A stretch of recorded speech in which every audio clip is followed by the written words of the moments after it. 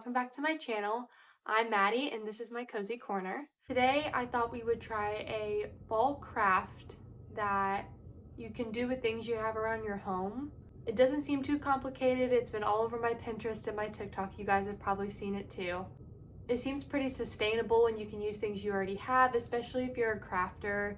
If you have a lot of fabric or yarn left over from other projects, I think this would be a good little scrap buster.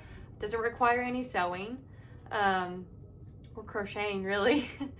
But we're gonna use stuff we already have and see what we can get done. I would like to make it more fall themed because they are little ghosts. You could tell by the thumbnail what we're going to be making today, but I don't know if I have a lot of fall fabrics.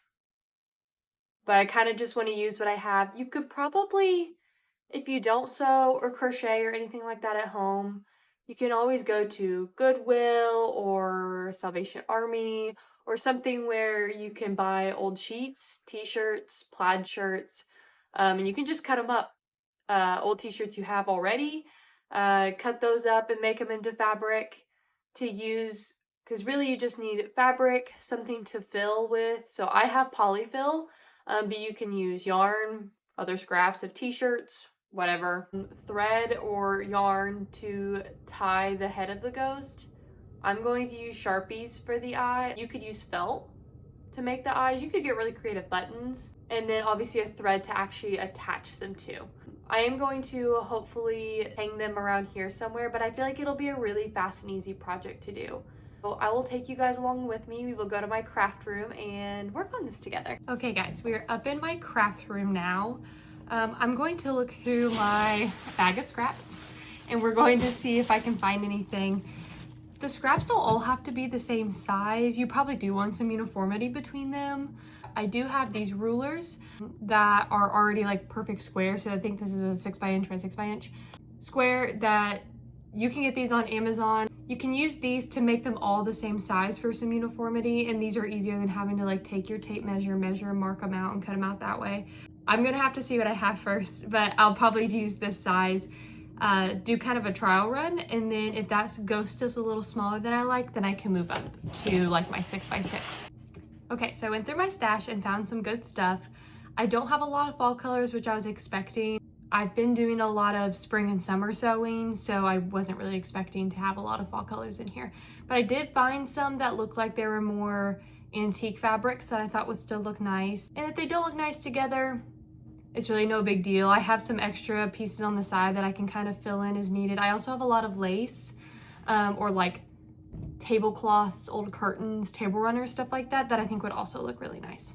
So the fabrics I have a lot of, at least, I have this kind of cream stripe fabric left over, which I thought would kind of look nice. They're more rectangular than square, so I'm not really sure how well they'll work, but we can try them. And if not, we can use something else. I do have a lot of this like dark blue, which it kind of looks black on camera, but it's a dark blue gingham that is thrifted, and the white squares aren't really white, they're almost a cream color. I think those will still kind of give it the spooky feel. I do again have more of a rectangular shape on this one, and I do have a maybe 2 or 3 there's more of a square shape, and then I have a couple that look like this. So I'll have to even them out, see if I make them more square, but you could also really just do them just like this, because we'll use pinking shears on the sides to stop it from fraying, but you can also leave them and make it look more frayed and aged. That's the fun thing about this project, is it's really versatile and you can customize it any single way you want.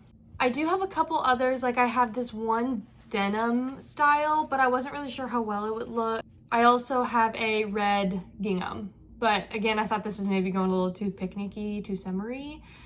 So I did find this in my stash. I do have a lot of it, so I can cut multiple squares if need to. But it has this really cool stripe pattern on it, and it also is kind of a cream color at the base. So I thought those might look nice together with the gingham, maybe, and the cream color. But if not, we have a lot of fabric to work with. I have tubs of fabric, so I really wanted to try and use my scraps if I could, but a lot of these scraps I have are summer based. I also was going to recommend for you guys, if you're really set on getting a fabric for it, like you don't have anything at home you want to use or don't want to go thrifting to find it because sometimes that can be a pain. You can buy these things called fat quarters, and they are quite large. You can buy them in these singular packs. You can get them at any craft store usually, or you can buy them in these packs, which I think the striped one was from this pack. You can buy them in packs of like 5 or 6, and they're pretty large. They usually have a theme for them too, which is nice. And some of the craft stores are probably putting out their fall fabrics now. They're quite large, and they really aren't that expensive. This fat quarter was $1.49. These packs are usually, I think, $6 or so, maybe a little more. But you get quite a bit of fabric with them, so you can make plenty of ghosts from these fat quarters too, if you found something you liked. But I love buying these because I use them to make bags and stuff because they're kind of the perfect size and you almost always have leftovers. So also an idea for fabric if you guys are wanting something specific or you don't really feel like going thrifting. You can even order these online probably. Also, here's our little spooky season guest. You might see him running around in the background while I'm doing this. He loves hanging out up here with me. I wanted to show you guys some materials I'll be using and maybe give you some alternative ideas if you don't already have these things at home. I do hand embroider, so I have a lot of these flosses. I have a lot of these already, so I'm going to use these. I also have yarn, which I think would work just as well. I have a lot of like this extra floss that I might try and use first because again, it kind of gets rid of it. Or if you do have this, you can use it to stuff the head too. So same thing with yarn scraps, fabric scraps. It doesn't have to be perfect. You don't have to buy polyfill for it. I do have a big thing of polyfill because I crochet, and when I make my stuffed animals, I use the polyfill on them. So I'll be using polyfill in this embroidery floss. And then also you have your fabric, you have your scissors that you need to cut your thread, yarn, whatever you're choosing. I only use these scissors on thread. I have pinking shears, which are just the ones that have like the little teeth, kind of the serrated edge. It helps stop it from fraying. I don't know if I'm going to use these on all of them. I actually don't think I'm going to use it on this first one because I'm keeping it this round shape because I think it'll make the tails look different lengths, which I think will look nice. Picked out this gray dark colored floss. In case you guys don't know, if you do buy some of these or you have some, you can split the floss down. Usually they come in strands of 6 in each of these, and then I think this is just a 3-strand one that I had left over. You don't have to have anything too thick, and this will probably be just the perfect length for it, but I wanted to do a color that kind of blends in. I don't really feel like you can see it, like it doesn't stand out too much on this fabric. We're gonna use that because I already had it left over. I'm gonna get some polyfill. This doesn't really have like a true front and back. The pattern's pretty much the same on both sides, which there is usually like a good side, bad side of your fabric. Like the pattern's really more on the front and then it's kind of more pale on the back side. I believe these are pretty much the same, both sides. So it doesn't really matter which way you do them. So we're gonna take some polyfill, kind of get it to ball up a little bit. We're just gonna kind of put it in the middle and see what size it turns out.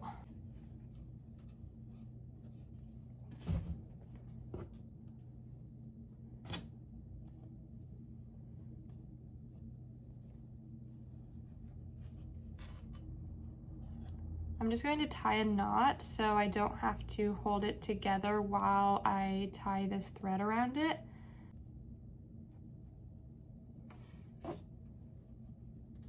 Just like that. I'll probably go ahead and double knot it.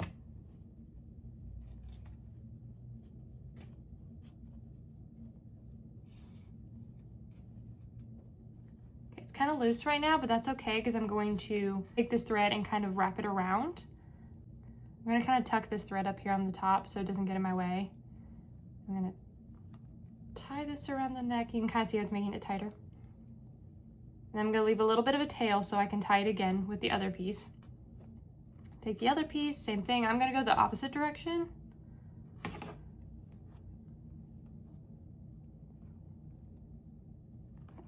So now I have it tied around. I'm going to tie a little knot in the front, and then I'm gonna snip the ends and I'll show you what it looks like. I tied it like twice, did a little knot, and then I'm just going to trim these little ends, and then we will draw on the ice.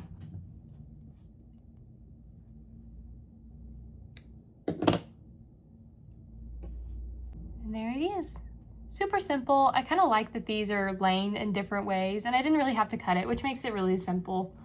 I think I will make this the front since the front's more flat to make the eyeballs. And you could really do some cute things like you could use buttons if you want to. I think that's a really cute idea. So if you have any scrap buttons or anything around, or for like a button-down plaid shirt or something, I bet you could use those buttons as the eyes too. I'm just going to try a Sharpie on the little eyes.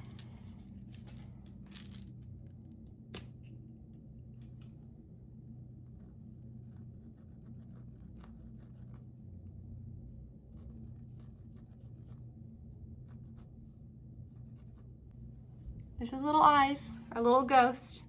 I'm trying to decide how I'm going to thread them through. I can either make little snips in the fabric on the top and then slide thread through, which is probably what I'll do, or probably like closer to like the back of the head, like in here somewhere, because we have to be able to string it up. But you could probably also super glue any twine, thread, whatever you're going to use to hang it up on there too, so you don't have to actually snip into the fabric.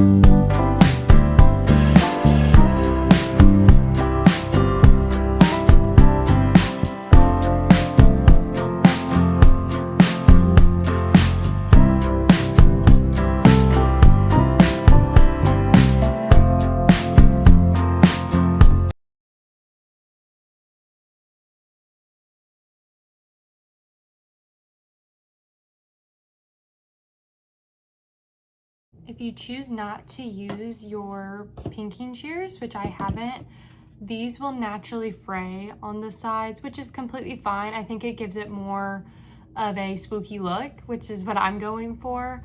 This one doesn't get those stringies, like these stringies, as bad.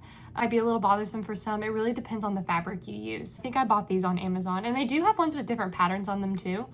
This just helps prevent fraying or make it not as bad.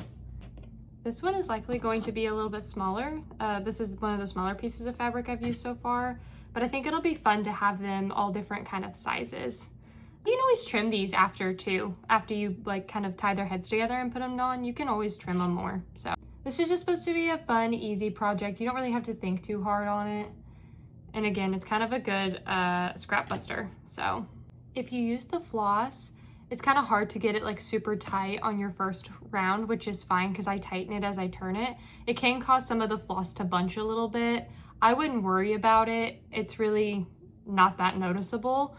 But if you have a way to kind of keep the floss tight while you do it, it would probably help more. But you can see here it kind of created a loop. But this is the back side, so no one's gonna see it. I'm not that worried about it. I will go ahead and trim some of these stringies as they kind of want to, you know, make an appearance. This might be a little easier if you have a more fine-tipped marker. This is what I had on hand, so it still does the job though. Still super cute. He's a little lopsided, isn't he? So instead of adding the red and cream colored fabric, I'm really liking these together, just this like navy blue and this cream color. So what I think I'll do is I have one more kind of really large piece. I'll probably cut this a little bit and make a 5th ghost and then just keep these colors. This is what they're looking like. I did remake this one on the end because this one was a little too small, which is okay. We can find another place for him and use him for something else. For the 5 that we're going to use. Next, we're going to figure out how I want to string them together. Okay, so what I think I'm going to do to string these together is take one of my embroidery needles and some of my embroidery floss, work the string through them that way so I don't have to cut the fabric. I don't know what these are called, but if you work with needles and like do embroidery or sewing or whatever, I use this for my embroidery needles, but it's a little flip book that keeps all your needles and it's amazing. They are kind of hard to get through these little things, but they're great to have and to keep them all together. So these are amazing if you don't have one, if you hand embroider things or again, use any crafts that use a lot of needles. That thing is great to have. So I picked a needle that has a big eyelet to it. I'm not going to split the floss. I'm going to use the full piece. That's 6 strings, so it's a little bit thicker. It needs a little bigger eyelet to fit it all through. So by using the 6 piece, it'll be stronger hold when I go to hang it up on something. You could use, yarn might be a little bit stronger depending on the type you use. I mean, it's really whatever you have around your house. I just have 2 full things. No, I have 3 of these. So I have a ton of this floss laying around the house. The real question is, what color do I use?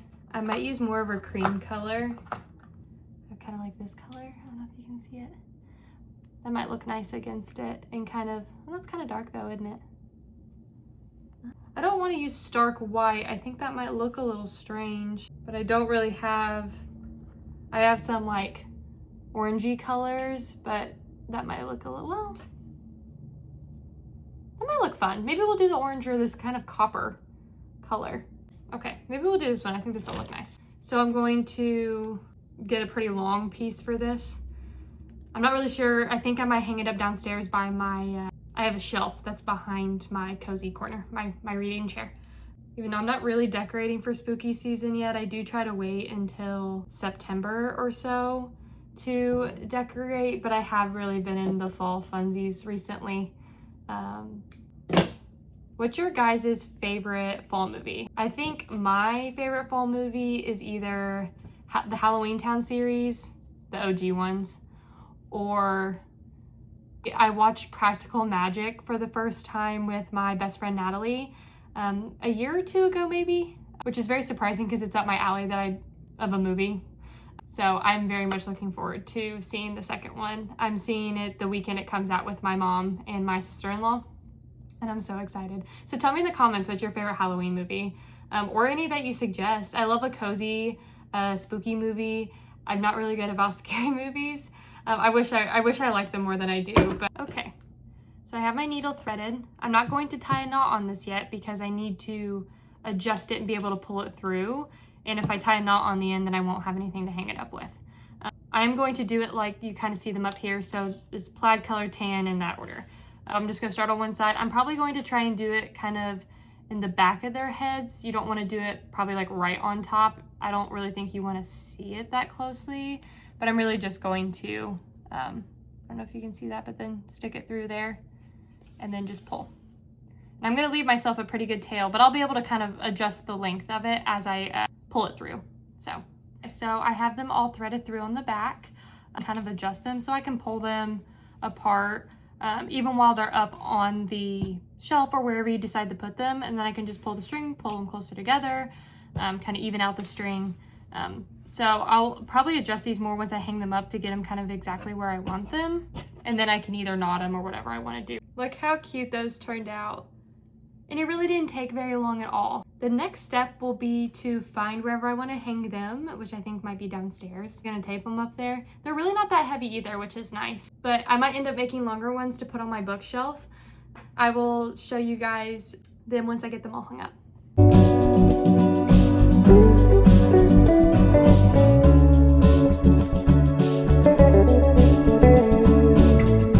Well, that's it for today, guys. Thanks for watching. Please like, subscribe, and share. I really enjoyed making these videos so far, and there'll be more spooky season content to come. I have plenty more projects in mind. See you at the next video.